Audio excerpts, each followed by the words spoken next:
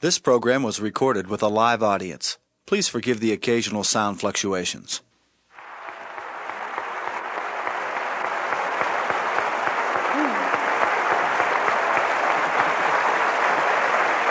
All right. We have things to do tonight. So we're going to explore some ways that I've discovered that help us learn to love ourselves. Anybody who's studied the Course in Miracles knows that they say, forgive and love thyself. You know, it's love thy neighbor as thyself. And the thing most people seem to forget, it's as thyself. It isn't just love thy neighbor. And you can't really love your neighbor until you do learn to love yourself. And I'm not sure exactly why we've gotten away from loving who we are. And remember, when I talk about loving yourself, I'm not talking about vanity or arrogance. That is not love. That is fear. I'm talking about just really respecting and cherishing the incredible miracle that you are. Because each one of us is someone really fabulous. We're divine, magnificent expressions of life. Only we have to know it. And when we do, it's like we're in tune with the entire universe, and everything just flows in our life. So we need to not only love our neighbor, but we need to love ourselves, and we need to begin there. And it's interesting, we resist this so much. So tonight I want to share with you some of my ideas about life and how you can get to the point where you really do love yourself. When we sort of get the guidelines on how we love ourselves and we're willing to practice them consistently, it's amazing the changes we can make in our lives. You know, I'm a very simple lady, and I have very simple guidelines for life. And for some people, they're far too simplistic. They think that's just ridiculous. But over and over again, I've seen people try them and practice them, and it's amazing how they work. Now, I want you to remember that if you hear just one sentence tonight that you can use to help improve the quality of your life, that's fabulous. You don't have to get everything I say. You don't have to accept everything I say. You don't even have to understand it. Whatever you're hearing tonight is going into your subconscious mind, and you will use it at the appropriate time, or you'll reject it. You know, you're always in control. You can do whatever you want. I can stand here for days and tell you all sorts of wonderful ideas, but if you don't want to accept them, that's your business. We're always in control. So let's see what we can do. All right, and let's have a good time tonight improving the quality of our lives. Sometimes we think it's so serious when we work on ourselves. And we can do it that way, and we can also do it through a lot of pain, but we can do it through a lot of joy too. Okay? So if you want to love yourself, then I suggest you start with these 10 steps that I've put together. Absolutely number one, first of all, most important, and if you really get this one, you don't have to practice any of the others because they'll come automatically. The number one thing is to stop all criticism. Stop criticizing yourself now and forevermore. Never again. Make a vow to yourself, I'm not going to do this anymore. You have been criticizing yourself for years and years, and you're still criticizing yourself for the same stuff you were criticizing yourself for before. So it seems that it doesn't work.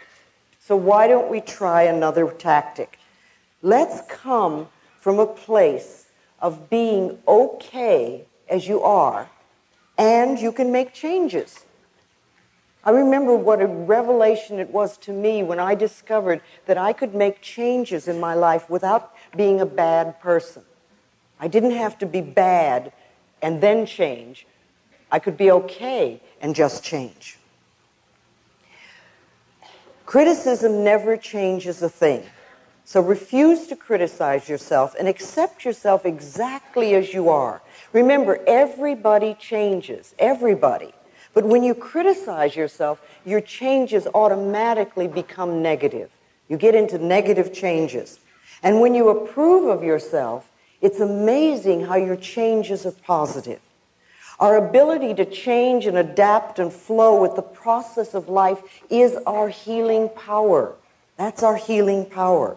We are powerful beings, and our power lies in the choice of thoughts that we think and the words that we use. Because our thoughts are creative. They create our experiences. They contribute to everything we do in life. So you do choose the thoughts you think. You really do. Sometimes we think, oh, they zip by so quickly. But you really do choose them.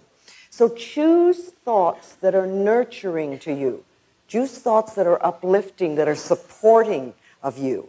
If you really want to love yourself, it's essential that you stop criticizing yourself now and forevermore.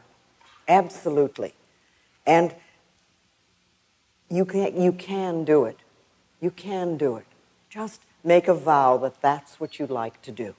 All right, number 2, don't scare yourself. Please, if you love yourself, don't scare yourself. Stop terrorizing yourself with frightful thoughts, because all you do is make any situation worse. You don't make it better. And don't take a small situation and make it into a big monster. And don't take a scary situation and make it even worse. Be there for yourself, you know? It's a terrible way to live. And if you have a habit of doing this, I suggest you stop it. You just stop it. You know, how often do we lie in bed at night going over and over a problem, creating the worst possible scenario? We do this for illness. We get a pain, and we're immediately planning our funeral. A few people I think here have done that, yes. We do this for relationships. Someone doesn't call, and we immediately decide that we're totally unlovable and we'll never have a relationship in our life. And we're abandoned. We do this for work. You know, you hear a small remark at work, and you think, oh my God, I'm going to be fired. You know, we build these things up. And remember, these frightening thoughts are affirmations, only they're negative affirmations. So if you have a habit of thinking negative thoughts that scare you, what I find is the best thing to do is find an image of something you really like, something that you love. It could be a sport, it could be a sunset, it could be some beautiful view, it could be flowers, it could be anything. And use that as a substitute. Pick that as your image, like your switch to image. And every time the negative thought comes up, or every time you find that you're frightening yourself, just switch to this thought or this image. You know, and say to yourself, no, I'm not going to think about that anymore. I'm going to think about sunsets or waterfalls or beautiful yachts or whatever your image is. Whatever you want to choose. And if you keep doing that, you will break that habit. But it takes practice. It always takes a little practice. Love yourself enough to stop scaring yourself. You know, just stop that. Number 3 is be gentle and kind and patient with yourself. Just be gentle and kind and patient. You know, a good example of the power of patience is a garden. A garden is often to begin with just a patch of dirt, and then you add some seeds or some little plants, and you let the sun shine, and you water it, and you give it some loving attention. And to begin with, it seems like not much is happening. But if you continue doing that, if you're patient, things will change. The garden will grow and blossom. And if you think of your life as like a garden, or your mind like a garden, you know, what kind of garden would you like? What kind of events do you want to have happen in your life? And what kind of seeds do you need to plant in order for those to happen? So you select the seeds, you select the thoughts that will contribute to creating the garden of experiences that you want. And I like to think of planting these thoughts in the fertile soil of your subconscious mind, where they get nurtured and then can grow. And if you pay attention to them, if you take care of them, then one of these days you'll reap a wonderful, bountiful, and beautiful harvest of all the things you want. You're learning new ways of thinking. Now, I realize that some of you have been working on yourself for a very long time. So some of the things I'm going to say tonight might just reinforce for you what you already know. And a few of you may be just beginning on your pathway of self-discovery. And some of the things I may say tonight might sound ridiculous, or you may resist them a lot. But remember, the resistance is part of the process of making the changes. When you ask the question, how do I love myself? You are already in process of beginning to learn to love yourself. Because there was probably a time when you wouldn't even dream of asking the question. So you're already started there. So as you learn these new ways of thinking, be gentle with yourself. Be kind to yourself and be patient with yourself as you plant the new thoughts in your mind. Now watch for the weeds. The weeds are like the old negative thoughts, and pluck them out as quickly as you can. Remove those negative thoughts as soon as you see them. You want to treat yourself as you would somebody that you really, really liked, or as you would treat a gentle little child. You know, for yourself, that's important. And you know, it's okay to make mistakes while you're learning. You don't have to immediately be perfect. So many of us are cursed with perfectionism. And we won't give ourselves a chance to really learn anything new, because if we don't do it perfectly in the first 3 minutes, we again assume we're not good enough.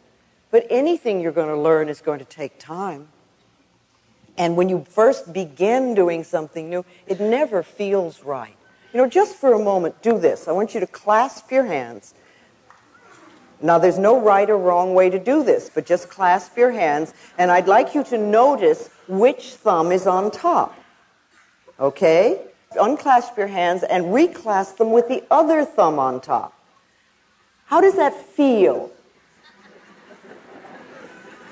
Feels strange, it feels odd, it feels different, it may even feel wrong. Okay? All right, now unclasp and put them the first way, and open them and put them the second way, and the first way, and the second way, and the first way, and the second way, and hold it. Now how does it feel?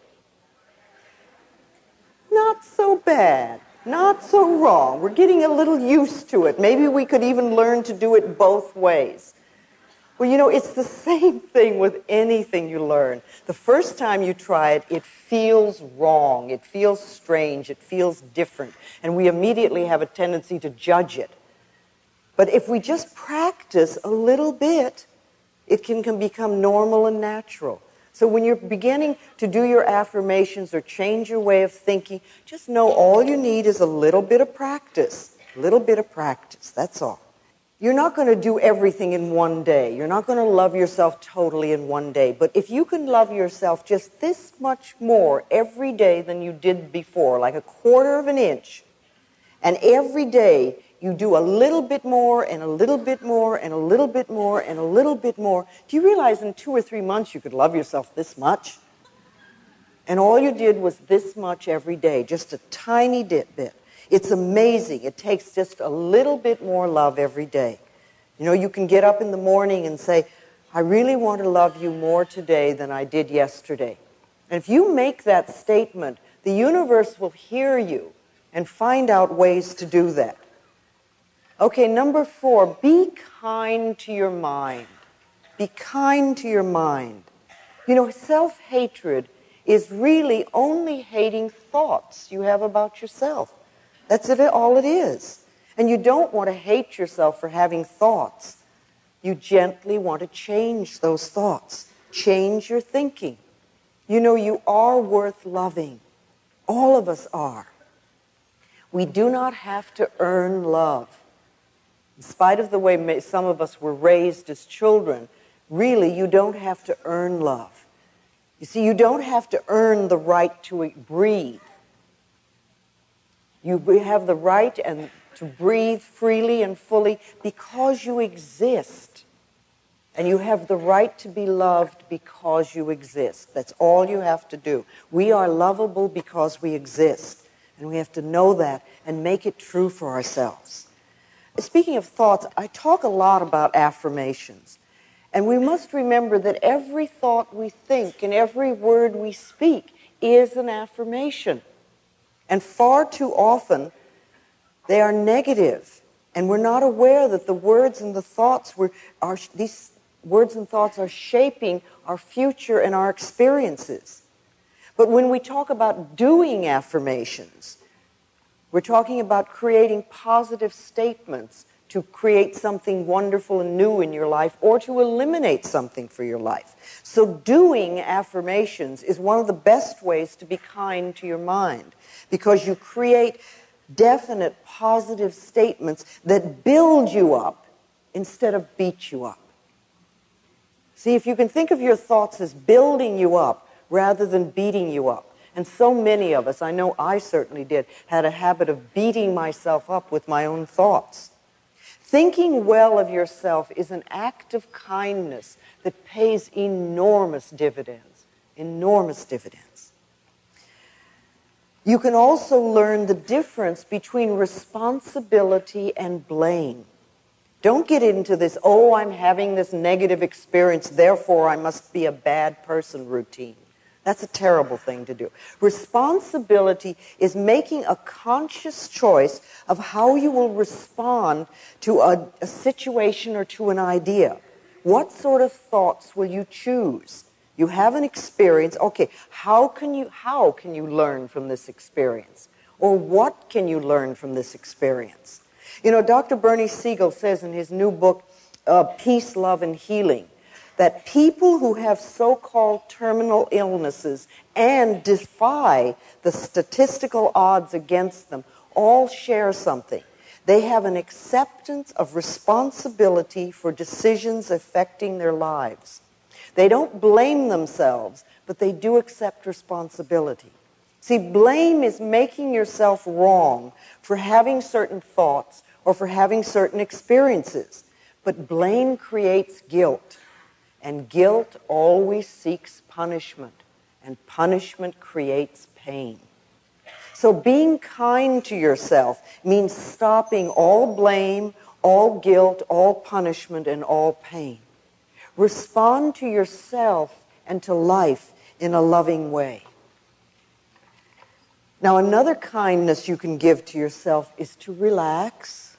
Just relax. Relaxation is essential. It's absolutely essential for the healing process. It's really hard to allow the healing energies to flow within us if we're tense and frightened. It's like we shut off the energy. And it only takes a minute or two, a few times a day, to allow the body to let go and relax. See, at any moment you can close your eyes and take 2 or 3 deep breaths and just release whatever tension you're carrying. Let's do that now for a moment. Let's close our eyes and take a deep breath and just exhale and let go. Just let go. And let's do that again. Take another breath and just release all fear, any tension. And once more, take a deep breath. And as you exhale, just let yourself be centered. And you might even say to yourself silently, I love you, all is well.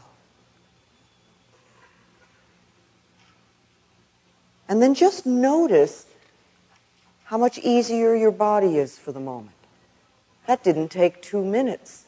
And if you would do that several times a day, it sort of says to the body, it's okay, you don't have to go through life tense and frightened. You can be relaxed and still handle whatever you need to handle. Another kindness to yourself is to meditate. You know, as a society, we've made meditation into something mysterious and difficult to achieve. And yet meditation is one of the oldest and simplest processes there are that we can do. All we have to do is to sit or even lie quietly, close our eyes, take a few deep breaths, and our body again will automatically relax. We don't have to force it, it just happens. And we can repeat words like love, or peace, or healing, or anything that's meaningful to us.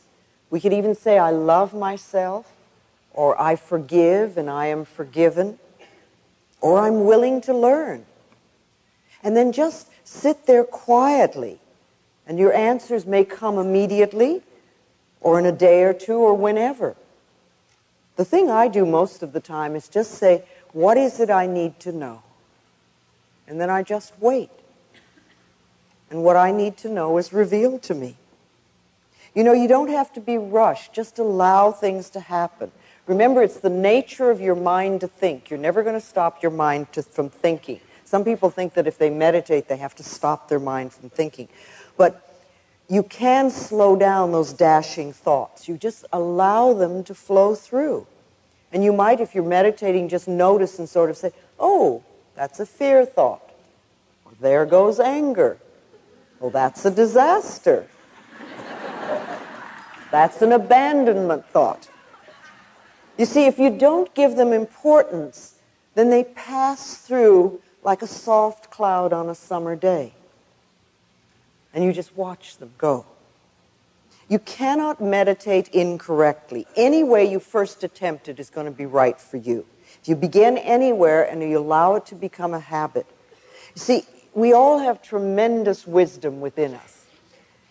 Inside of us, I believe, are all the answers to all the questions we're ever going to ask.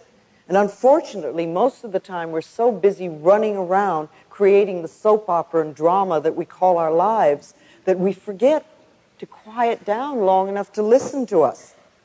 Meditation creates the space where we can quiet down and listen to our inner selves. And you'll never have any idea how wise you are until you quiet down and listen.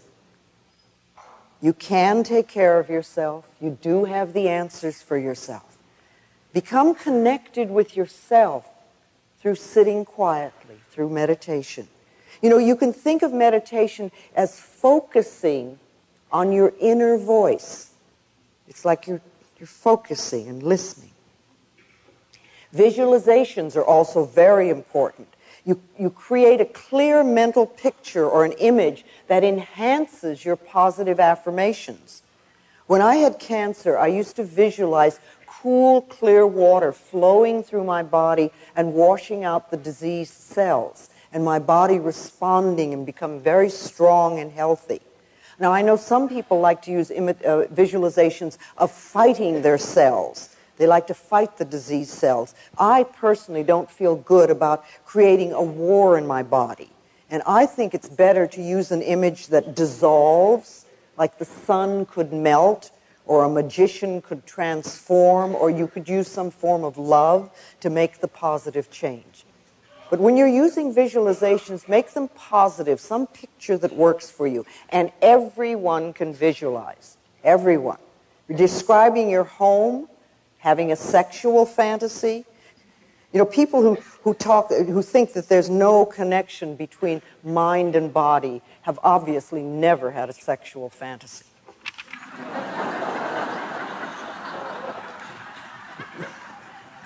Isn't it amazing what the mind can do? Okay, so let's use these visualizations in a positive way to really enhance what you're doing. Just like, you know, you've used negative visualizations to make a bad situation worse, you can use a positive visualization to make it better. Okay, number 5, praise yourself. Please praise yourself. Criticism breaks down the inner spirit, and praise builds it up. So praise yourself as much as you can. Tell yourself how well you're doing with every little thing. Many of us refuse to put any effort into creating a good life for ourselves because we feel we don't deserve it. Our feeling of not being deserving could come from people telling us we didn't, but it could also come from something as simple as early toilet training or being refused an ice cream cone when we were young. Deserving has nothing to do with having good. It's our unwillingness to accept good in our lives. Allow yourself to accept good, whether you think you deserve it or not. And you know, when you think about deserving, there's a few questions I'd like to ask you about this to help you deserve the good that's in the universe. What is it you feel you deserve? What do you feel you deserve? Do you deserve love and joy and all good? Or do you feel deep down that you deserve nothing? Why? Where did that message come from? And are you willing to let it go? What are you willing to put in its place? What different message would you put there? Because remember, these negative messages, something that says you don't deserve or you're not worthy, that's only a thought, and a thought can be changed. What is it you want that you're not now having? Think about that and be clear and specific about what you want and what you deserve. What were the laws about deserving in your home? What did they tell you you don't deserve? Did they tell you you deserve a good smack? Is that the message you got as a child? Did your parents feel that they deserved good things? Do you always have to earn in order to deserve? And were things taken away as a child when you did something wrong? Now, do you really feel you deserve? Do you feel good enough, smart enough, tall enough, pretty enough, bright enough, whatever? What belief is in the way of your deserving? Do you believe you're not good enough? There's not enough money. I'll never amount to anything. I'm not ready yet. What are the beliefs that are in the way of you really deserving? And then the last question about deserving is, what do you have to live for? What do you have to live for? What is the purpose of your life? And what meaning have you created? You know, you're here for a reason. You didn't come just to get a new car every so many years. You really came for a purpose. And what is your purpose? What are you willing to do to experience the good you really deserve? Are you willing to do affirmations? Are you willing to do visualizations? Are you willing to do treatments? Are you willing to forgive people? Are you willing to do regular relaxation and meditation? How much mental effort are you willing to give in order to change your life? Questions to ask yourself. All right, number 6 on loving yourself is support yourself. Find ways to support yourself. Reach out to friends and allow them to help you. It really is being strong to ask for help when you need it, instead of trying to do it all yourself and then being angry at yourself because you can't make it. And there's so many ways. You know, friends can help you. There are support groups everywhere. We now seem to have 12-step programs for almost every problem there is. I'm sure you have them here. We certainly have them in Los Angeles. There are lists of all the things that they do. In some areas you find healing circles, and lots of the churches have support groups. And if you can't find what you want, you could even start your own. Start your own support group. All you need is a teddy bear and some good encouraging thoughts.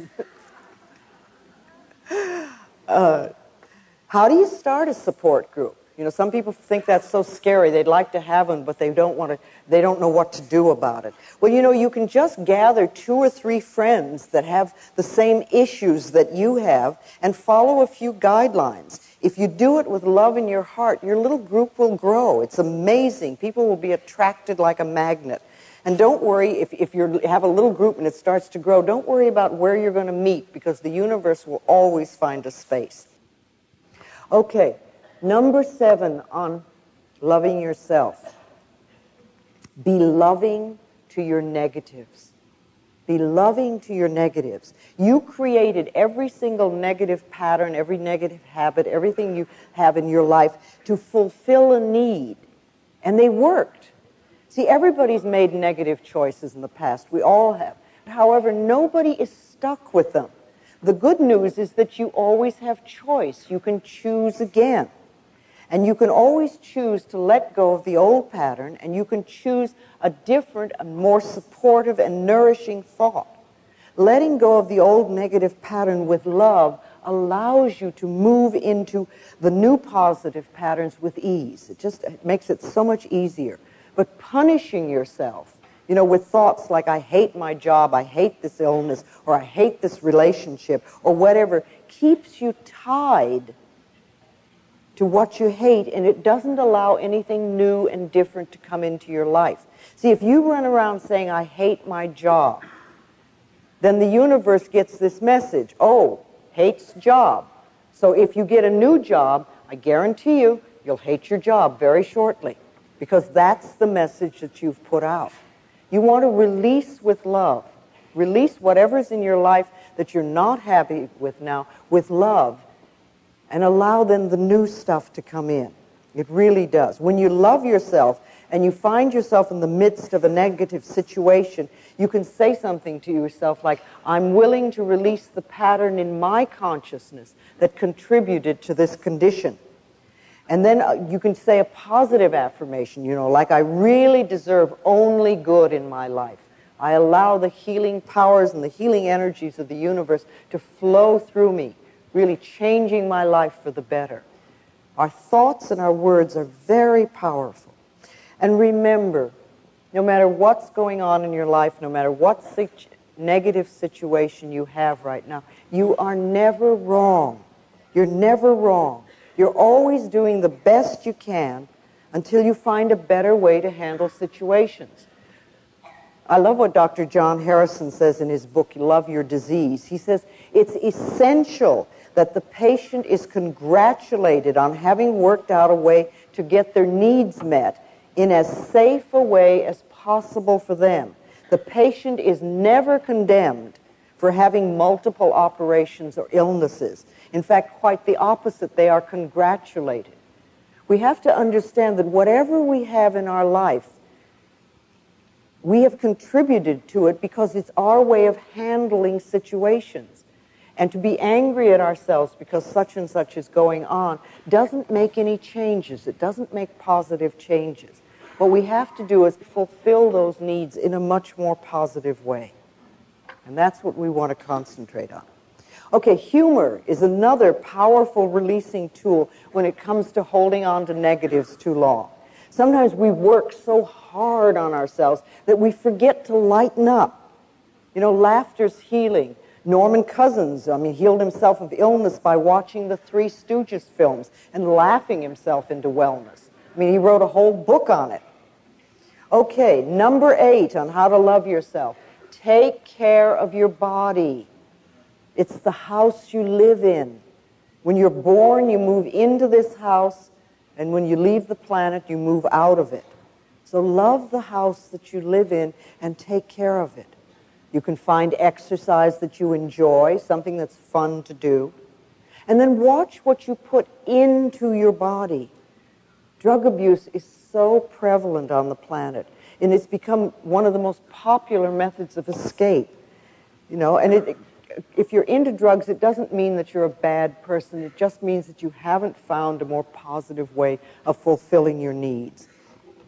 Drugs beckon to us. They say, come and play with me and I will give you a good time.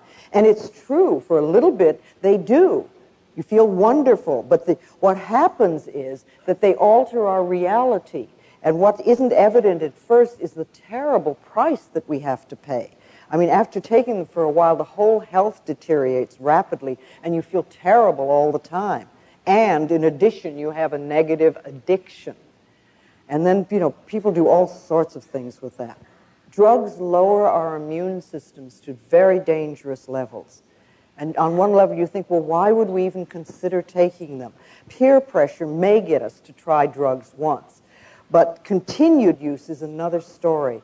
I've yet to meet anyone who really loves themselves who's hooked on drugs. We take drugs to escape ourselves and our feelings. And it all begins, again, with not loving ourselves and not appreciating who we are. We take those childhood feelings of not being good enough, and then we try to wipe them out. And this method never works for the drugs or the alcohol or whatever we're using. That wears off, and then we feel worse than we ever did. And then we usually have a load of guilt, too.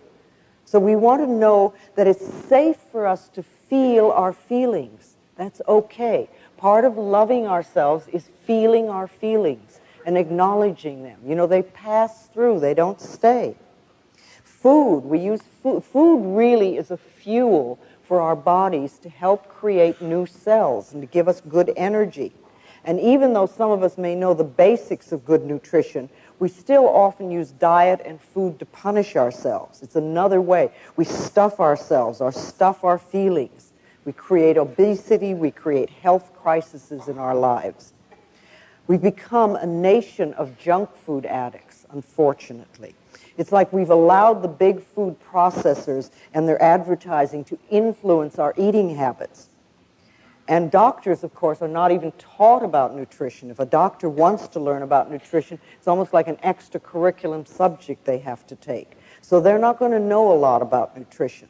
Most medicine of the moment is concentrated on surgery and drugs. So if we really want to learn about nutrition, it's something we have to take in our own hands. It's an act of loving ourselves to begin to be aware of what we put in our mouth and how we feel. You know, if you eat lunch and an hour later you start going to sleep, you might ask yourself, what did I eat? Maybe there's something that isn't good for my body at this point in time and space.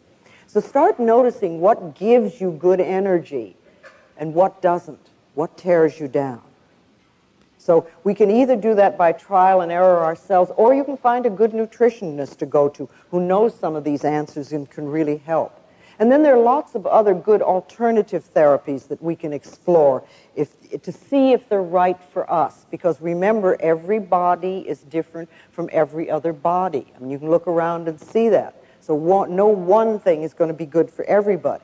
But, you know, acupuncture is a favorite of mine. There's herbology, there's homeopathy, there's the Bach flower remedies, there's all sorts of body work and massage, there's aromatherapy, there's sound therapy. That's an area that I'm now beginning to explore, how sound waves can accelerate learning and healing.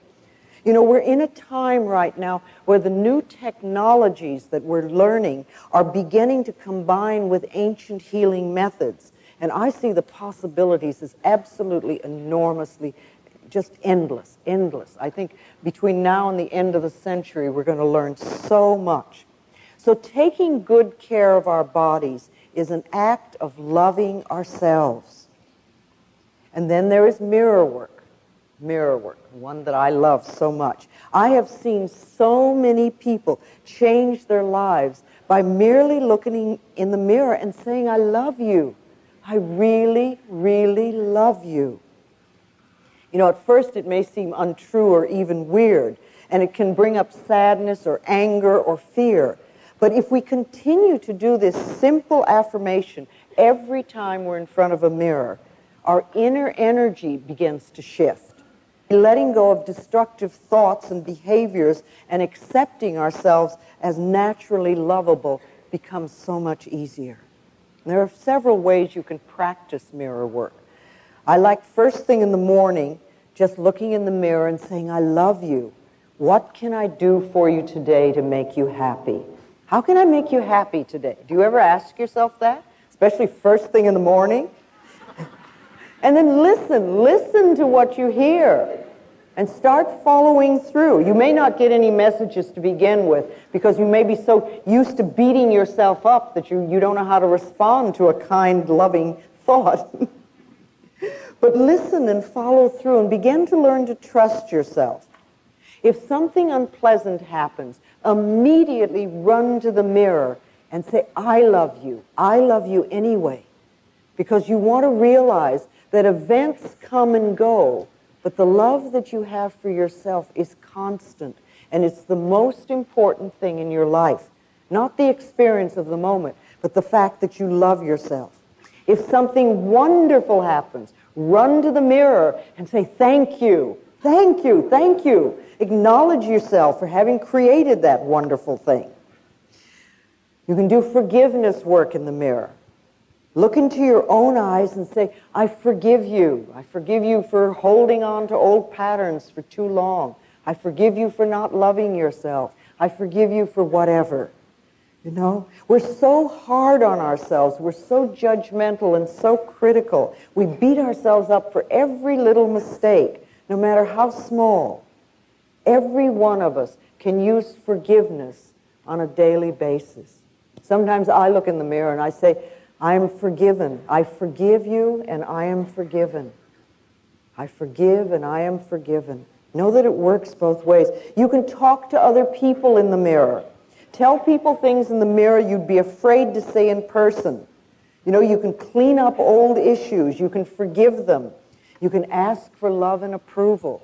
It's a wonderful way to talk to your parents or part of a relationship. Talk to your doctor in the mirror. Talk to your boss in the mirror. You can say all sorts of things that you'd be afraid to say otherwise. But I think the last thing you always want to say when you do any mirror work is that what you really want is their love and approval. Because that's what we all want. We all want love and approval from wherever we are, so that everybody gives that to us. And the more we give it, the more we're going to get it. See, affirmations in the mirror are powerful because the mirror always tells us the truth. If you look in the mirror and you immediately hear negative stuff, then that's like almost a gift, a treat. Because if you look in the mirror and you say, I love you, and you hear this, so, who are you kidding?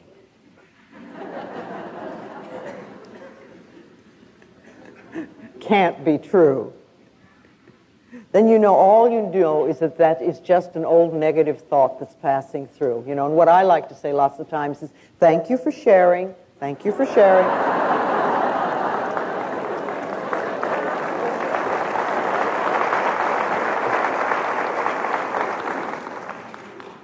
When you acknowledge that the negative thought is there, don't give it a lot of importance. Or if you have a negative message coming through, turn it around into a positive affirmation. Just let it go.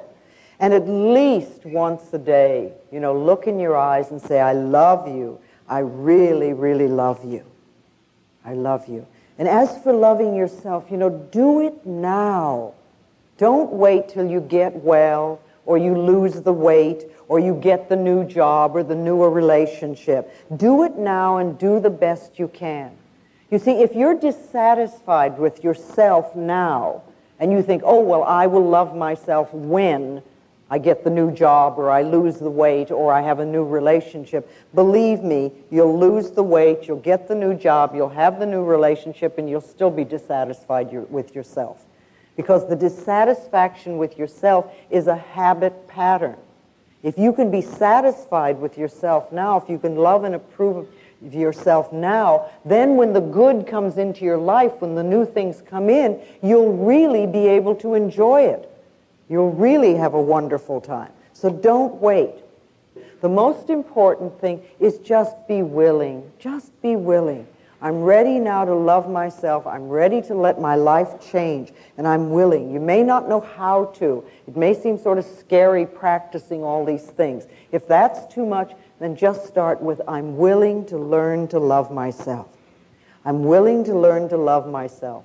And believe me, the universe will hear you, because and God always says yes, your subconscious mind always says yes, you'll start to get a positive response. And once you've learned to love and accept yourself exactly as you are, then you can begin to learn to love and accept other people as they are. See, we can't change other people. If we just, that I think is another way of learning to love yourself, is stop trying to change other people. Leave them alone. I mean, all that energy that we spend into trying to make other people different, if we used half of that energy, we could make ourselves different. And when we're different, our whole life will change. You can't learn things for another person. Everybody has to learn their own lessons, but you can learn for yourself. You can learn for yourself. And you want to love yourself enough so that you're not brought down by self-destructive people or people that are negative. They have a right to what they think and what they want to do for themselves. But you don't want to put yourself in such a position. And if you're in a position where you're with a really negative person that doesn't want to change, then you need to love yourself enough to move out of that. Far too often we stay in a negative relationship for so long. You might even be taking an abuse in a relationship. We'll allow ourselves to be put down. And when we do that, we're always saying, really, well, I'm not worth loving, so I have to stay here and accept this behavior because I know nobody else would want me. That's a very negative feeling to have about yourself. But where is that concept? That concept isn't out there. That concept can only be inside of us. And when we change the negative belief we have about ourselves, then we find that we're treated differently. I know that I sound very simplistic and I repeat the same thing over and over again, but I truly do believe that the quickest way to change any problem in our life is to love who we are. Because it's amazing how the vibrations that we send out then are different, and the way people react to us are also different. We can't be healed and whole unless we really love who we are. So ask yourself, are you willing to love yourself? Are you willing? When we really love ourselves, we cannot hurt ourselves, and we cannot hurt another person. And that, to me, is the answer to inner peace and to world peace. Unconditional love is the goal that I think we're all here for. But it begins with self-acceptance and with self-love. You've come to this planet for a purpose. You've come to fulfill yourself. And you've come to express love on the deepest level. And when you leave the planet, the only thing you're going to take with you is your capacity to love. That's it. You don't take your relationship. You don't take your automobile or your bank account or your job. You take your capacity to love. So how can you love yourself more?